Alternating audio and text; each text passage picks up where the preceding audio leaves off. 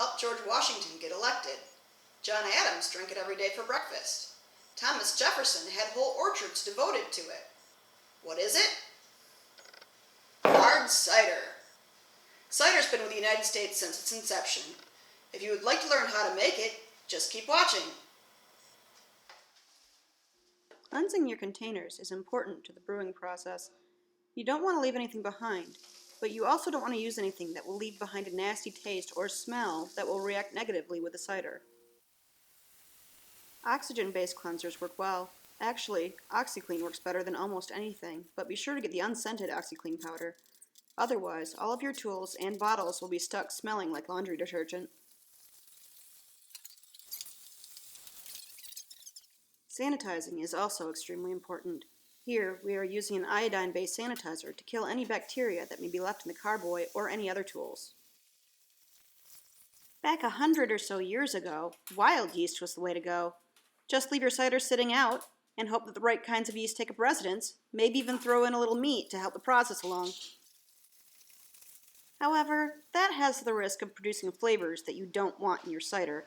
Nowadays, we want predictable results, so we sanitize to make sure to kill off as many of those wild critters as possible.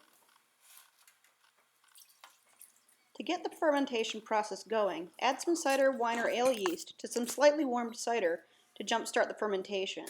This is called pitching the yeast.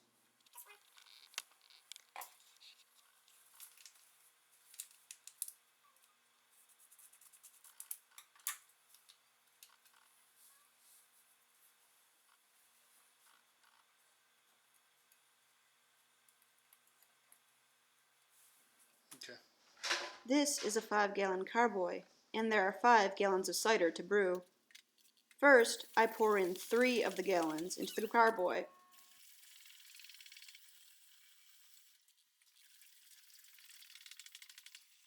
Yeah, we do. This is followed by the pitched yeast. Can you?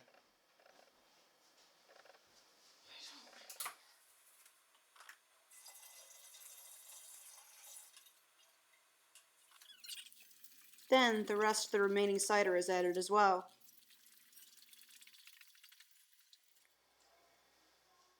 The drilled rubber stopper is placed into the mouth of the carboy. The 3-piece airlock is filled to between the lines with iodine water, assembled and placed into the stopper.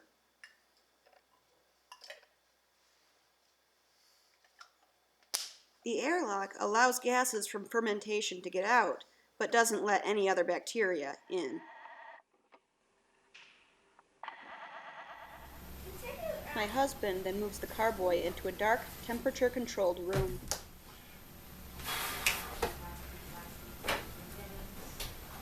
Now it's the yeast's turn to do the work. For the first day, you won't see much except for a small layer of bubbles on the top of the carboy.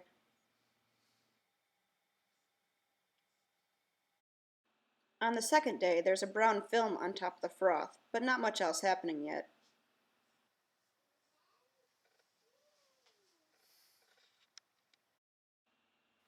The third day is when you can actually start seeing the airlock doing its job as the gas from the yeast goes out. The bubbles increase in frequency on the 4th day.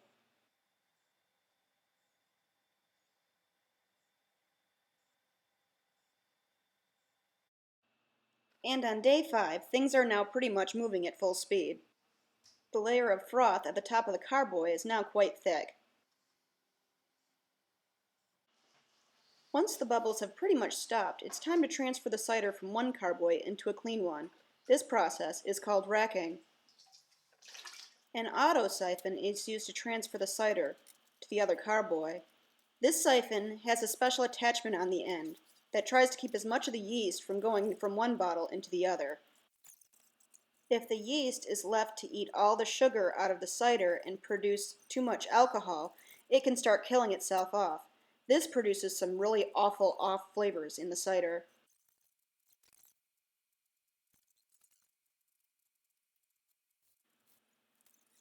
The transfer is complete, the siphon is removed, and the bottle is restoppered. Once the cider has set for another couple of weeks, it's almost ready to be bottled. First, it's re-racked into another bucket.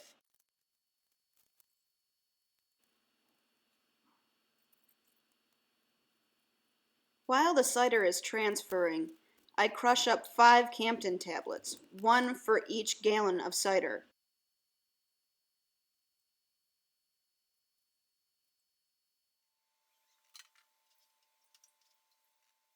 Campden tablets are just a tablet form of potassium metabisulfite, which can also be referred to as K-meta. It prevents the yeast from growing further and also acts as a preservative.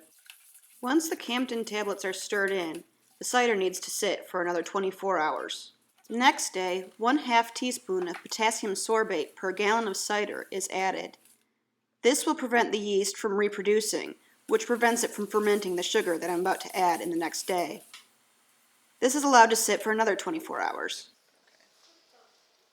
I prefer the amber Easy Cap bottles. They have a rubber stopper that's held on by a wire loop. Some assembly is required.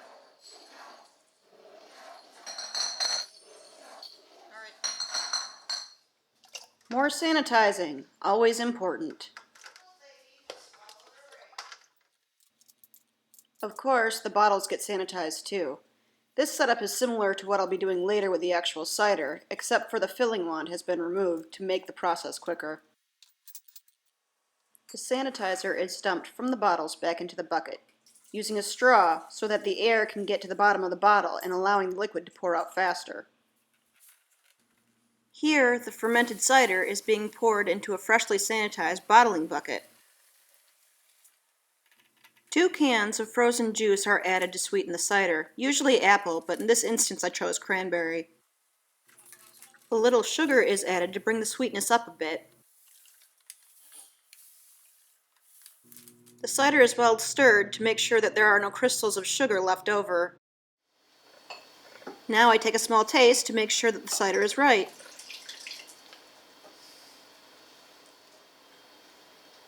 That's good. Now it's time to fill all of the bottles. A filling wand has been attached to the tubing. This keeps the cider from coming out unless there's pressure placed on the end of the wand. Filling and capping the bottles at the same time is a lot of work, so I've called in the help.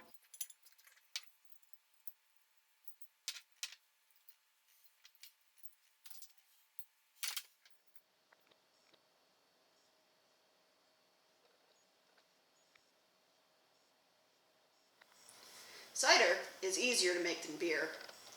It's also gluten-free if you have issues with wheat. It's also delicious.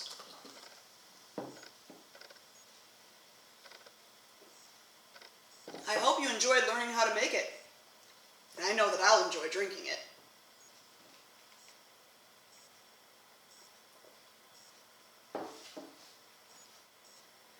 If you have any comments about this video, feel free to leave them below. If you liked this video, please like it and subscribe to the channel Make Crazy Days. Thanks for watching, and God bless. Chug, chug, chug.